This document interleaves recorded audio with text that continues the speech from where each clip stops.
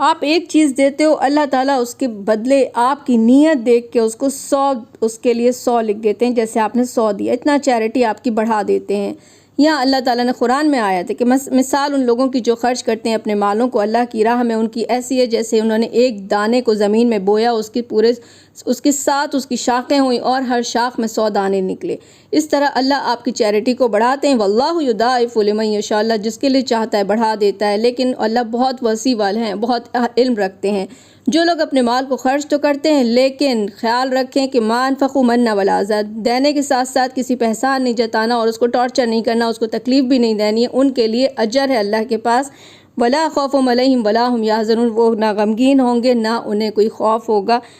احسان نہیں جتانا، تکلیف نہیں دینی، شرط خرچ چیریٹی کے ساتھ ساتھ کسی پہ احسان نہیں، کسی کو تکلیف نہیں ہے، تو آپ کے لیے ایسا اجر ہے کہ کوئی خوف نہیں ہوگا نہ غم ہوگا۔ مست